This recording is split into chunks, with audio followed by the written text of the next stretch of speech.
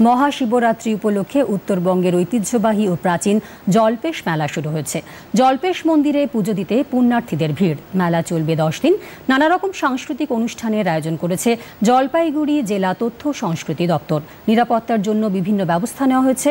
মোতায়েন রয়েছেন 100 জন স্বেচ্ছাসেবক। জলপেশ মেলা কমিটির সম্পাদক গিরীন্দ্রনাথ দেব জানান, রাজ্যের পাশাপাশি ভিন রাজ্য থেকেও অনেক ভক্তরা আসেন।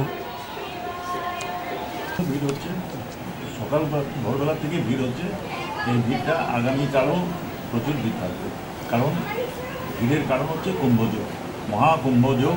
এই মহাকুম্ভযোগে শিবরাত্রি হচ্ছে, যোগ আছে, সেই জন্য প্রচণ্ড ভিড় হচ্ছে।